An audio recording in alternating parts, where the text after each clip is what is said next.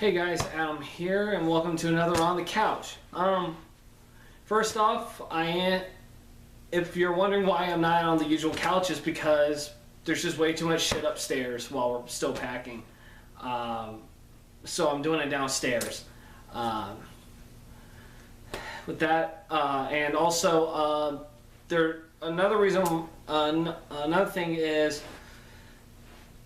I didn't make any rewind videos for the first two Expendables movies because there's none at Redbox, and unfortunately I don't own them either. And if I did, they'd already be packed up, so I can't really do anything about it. So there won't be any rewind video reviews on that. With that said, let's be cops. The story is Damon Wayans Jr. and Jake Johnson play two 30-something-year-old friends who are both losers. Your typical, stereotypical losers. They have either dead-end jobs or they have no jobs at all. Damon Wayans Jr. plays the assistant to a video game designer who is a real asshole to him, especially when he's trying to pitch a game to him and he just doesn't listen at all because he's a prick. Yeah, he's a little shit. He's a little douchebag. Jake Johnson plays a former college quarterback who injured himself because he was kind of an idiot and he just doesn't want to do anything else with his life because he doesn't feel like he'll get the same kind of recognition or glory days as he did before. So one day during a college reunion, they dress up as cops. But because the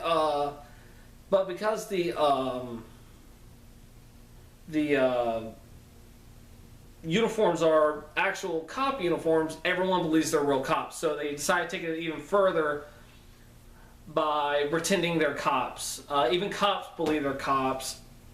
Well, they also end up going into, of course, because this is a cop comedy, they end up getting dragged into solving a crime, or stopping a crime boss, played by Jake Darcy. Or not Jake Darcy, sorry, James Darcy. Who's intimidating as shit in this movie. That opening scene he's in, or the second scene he's in, he's pretty intimidating in this movie.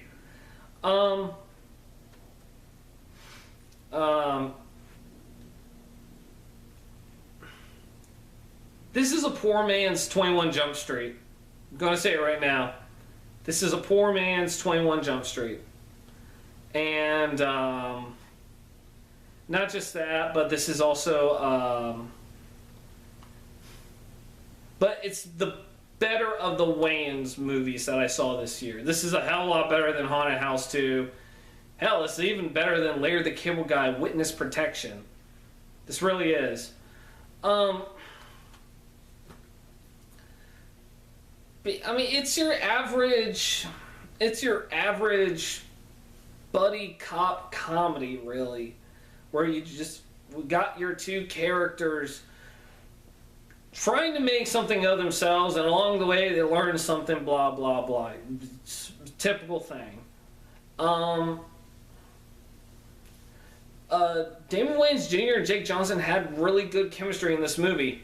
It's still not very good. I mean, well, the chemistry is great. The chemistry is great because, of course, they are also on the show The New Girl, and they're really good in that.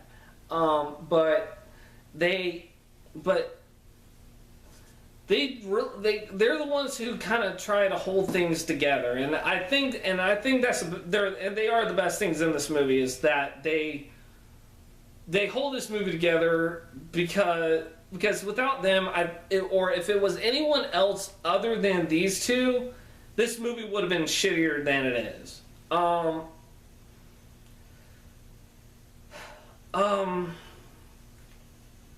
Like I said, James Darcy plays the main villain, and he's pretty intimidating in this. He's kind of creepy in this movie, in a way. I mean, he's your stock villain, but he's pretty creepy. Andy Garcia's in this, and he's just wasted.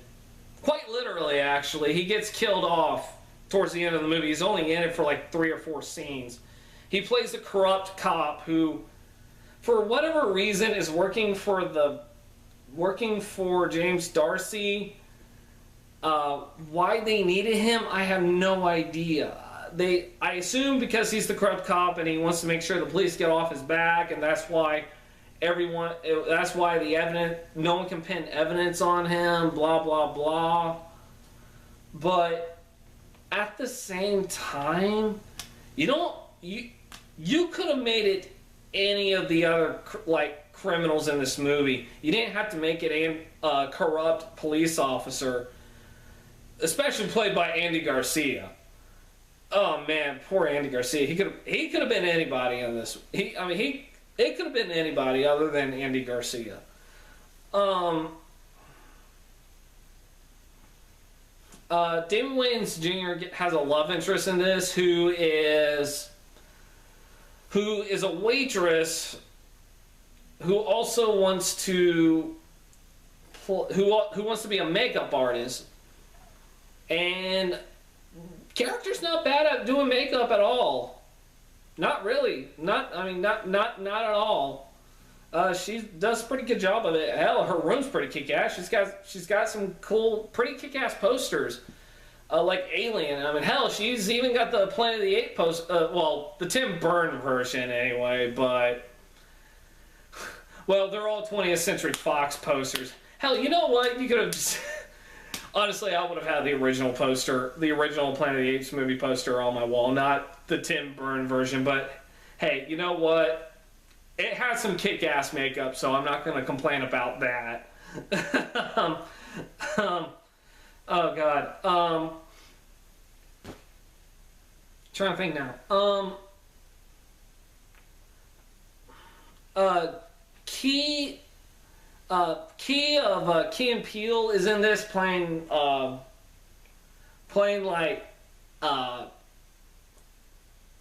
Jamaican or a Brazilian or whatever go-to guy. He's like a guy who like drives illegal shipments to.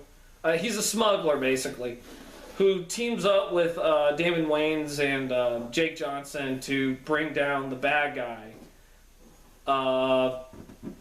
Because why not? I like Key. Him and Key and Peele are hilarious. I like their show too. And he kind of serves a purpose, although not much. Because why the hell? Because in the scene, Damon Wayans Jr. Ends up going in, like infiltrating the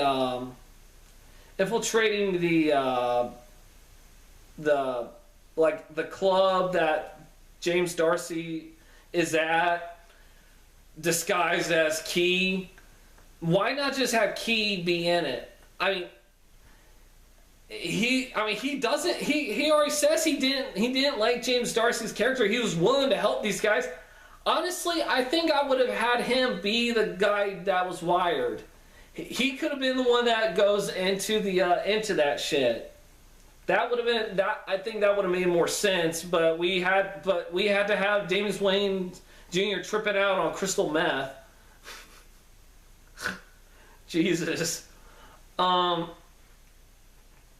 we also got Natasha Leggero, who plays this person that the guys whose apartment the guys use to stake out the warehouse, and she's playing a very obvious porn star who wants to fuck them both. Mostly Jake Johnson, but definitely wants to fuck them both. Here's the thing I want to say about this. It's an R-rated comedy, but mostly for language. There is nudity in it, but it's really just big fat guy with his balls teabagging Damon Wayans Jr. That's about it. And there are moments where female nudity could have been allowed, but it's very evident some of them has a no nudity clause. I don't like no nudity clauses in R-rated movies. If you're going to be in an R-rated comedy that requires you to take your top off, and the love interest, Damon Wayans Jr.'s love interest does, but they don't show it. Why hire her? Why hire her to do something like that if you're not even going to show it? What's the point? And what is the fucking point of that? I don't understand. I don't get it. I mean, why not just make the damn movie PG-13? Honestly, I think that's what they want to do, but they wanted to keep the language in. So they made it R. That's the only reason why. Well, that big fat guy's balls. Which they could have done something with that or just left it out. The biggest surprise though in this movie is Rob Riggle. I am not a Rob Riggle fan at all. And he's one of the best things in this movie. He really is. He is hands down one of the best things in this movie. He plays the cop that believes our heroes are actual cops, but in the end he finds out they're not, but he plays it kind of straight. He's not being loud or annoying or obnoxious. He's playing this character pretty straight, which is surprising because a lot of the movies I've seen him in, he doesn't. Here he's actually holding it back, which is a nice change of pace because for once he was one of my favorite characters in this movie. I actually enjoyed him in this movie. One other thing about this movie that was really good was in the third act when the bad guys find out that Damon Wayans Jr. and Jake Johnson are not actual cops. And that's nothing. Andy Garcia is the one that finds out they're not cops, and he tells the bad guys, honestly, you could have just had James Darcy or whoever find out they weren't cops on their own. You could have done that. You didn't really need Andy Garcia in this movie. You didn't. But when Damon Wayans Jr. goes back to his job, basically to tell them to go fuck themselves, because they take his idea and just kind of make it really, really stupid. Because he had a cool idea for a cop game called Patrolman LA, which, okay, we've seen before with like True Crime LA, LA Noire, and all that. But it's been a while since I played a good cop game. I still play LA Noire, but as he's going through this pitch, this awesome pitch, which is, we're gonna throw you into an experience you never had before. This isn't just gonna be a game. This is gonna be real life for you. We're gonna throw you into shit. We're gonna throw you into some real shit here. And as this is happening, you would think it'd be a comedic scene, but it got intense. Because while he is doing this pitch, Jake Johnson is scared out of his fucking mind, because at this point he knows they are not cops, or he knows that the bad guys know they aren't cops. So as Damon Wayans is doing this monologue, pitching this game, Jake Johnson has a taser and he's going through his apartment, or his hotel, his apartment, the hallway into his apartment, and he's just fucking scared out of his goddamn mind. And shit gets real, especially while Damon Wayans Jr. is still pitching his game. He is still doing this shit. He's scared out of his mind. Jake Johnson gets attacked. He gets shot. I mean, he's wearing a vest, but he gets shot. Holy crap. It gets, like, what little comedy is in the third act, or what comedy is in the third act, there's very little of it in the third act. It becomes holy fuck. Oh, man. That was a good third act. I actually like that third act. Now, okay. Now, of course, at the end, David Wayans Jr. gets his game created. He's at E3, and Jake Johnson goes through the police academy. He graduates from the police academy and becomes a cop, which you kind of figured was going to happen. You knew they were going to either become cops, or one of them was going to become cops while the other one gets his dream job. And of course, it was going to be Jake Johnson becoming getting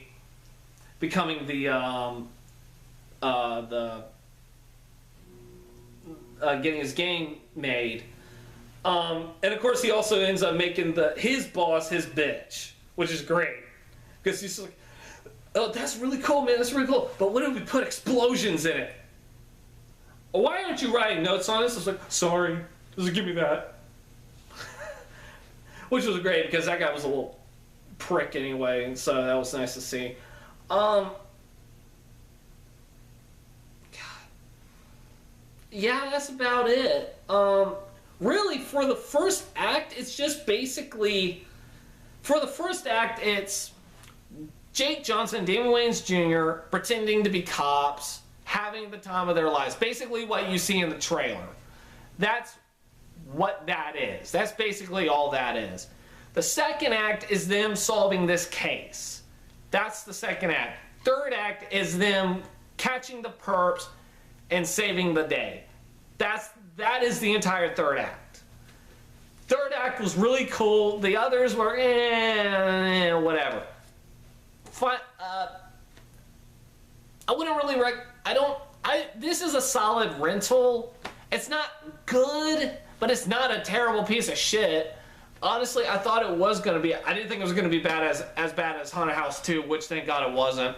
But it's not very good. 5 out of 10 for Let's Be Cops. Yeah, that's about it for that. I'll be back with trailers. Alright, trailers. I got The Maze Runner again. There's one person in this movie that I didn't know was in this, and that was, I can't remember his name, but he plays Peter Pan in the first half of the third season of Once Upon a Time, and he's really good in it. He made Peter Pan menacing. And he's in this movie. I don't know about this movie. It looks Hunger Games-ish, but not really. I mean, kids are gonna die in this, so yeah, that's what makes it Hunger Games-ish. So yeah. But yeah, that's all I'm gonna say about that. I got This Is Where I Leave You Again. I'm looking forward to it because it's got a really good cast in it. It really does. This one kind of made me uncomfortable. Beyond the Lights. It's about a girl who becomes an international singer who's raised by a very abusive mother. Like, this mom is... Like, her mom's played by Minnie Driver, who I swear to God made me just uneasy in this trailer.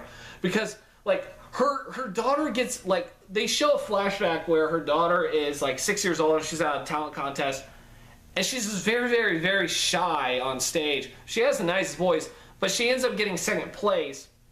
And her mom's like, do you want to be a runner-up or do you want to win? And, like, she comes back and, like, and then, like, fast forward some years later where she's this international star and she's doing a photo op where her mom makes her take off her top. I'm just like, who does that? What kind of mother does that? Well, okay, toddlers and tiaras probably does. Ugh. But oh my God. And of course, like, her daughter tries to commit suicide, but a cop saves her, and they end up getting a nice romantic relation. They get a romance starting. Minnie Driver doesn't approve. The cop's dad is played by Danny Glover. So, I want to say this could be Lethal Weapon 5 minus Mel Gibson. and made into a drama, I don't know, but god damn, this movie, that trailer was really uncomfortable. I don't know, maybe I'll go see it. It could end up being like a somewhat remake of Mommy Dearest. I don't know. I got The Interview again. I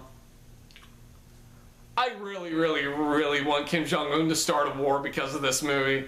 I mean, that would be fucking hilarious. I want to read this in the history books. Like, yeah, we went to war with North Korea because two assholes made a movie where they assassinate Kim Jong-un.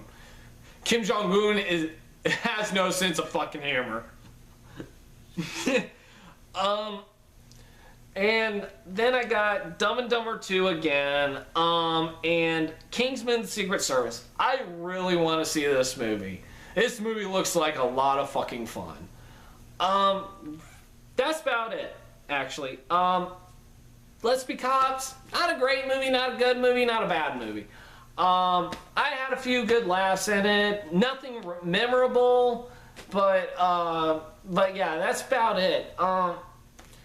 I'll be back tomorrow with Expendables 3 and The Giver. So until then, bye.